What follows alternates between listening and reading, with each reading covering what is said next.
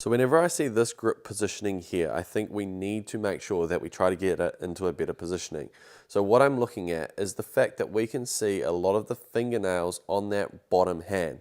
So it's essentially like that right hand, that trail hand is too far underneath the club. And why that's important is because when we get up to the top of the backswing, what you're going to notice where the grooves are pointing are significantly closed. So basically what's happening is because that bottom hand is quite strong or underneath the club, that now club face is getting so closed that by the time you hit the golf ball, you have to compensate to try to square that club face back up. So then by the time we get into impact, you're going to see a impact position that's not as favorable as what it could be. So you're going to see that this left arm is going to break down and get very close to the body in this position here. And where there's just no width to the golf swing and being created. And so basically, it's very difficult to rotate with a club face being so significantly closed.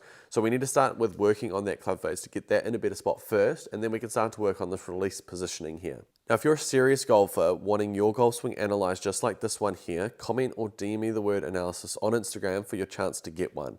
So for this golfer, from a priority standpoint, we need to work on the grip. We need to get that into a better position before we can do anything else. So once we get that grip into a better spot, hopefully at the top of the backswing, we can see that the club face angle won't be as shut as what it is in this position here. And once that gets better, then we're going to tidy up this impact position here, where we're going to try to create a bit more width from the butt end of the club away from the belly button, just to make sure that we're getting more consistent ball first contact. Because essentially, if you think about it, if the handle was being pulled up in this direction here too much, then it's going to cause top thins or throw it down a little bit more into the ground, and then you'll get duffs from there. It's just not a very consistent way to swing the golf club, and that's why you'll never see a professional golfer swinging it with the arm structure like this through the release zone. So I would try to get some more width through the release after we try to improve the grip, and those would be the two things that I think you need to work on. So I hope that helps you get better ball striking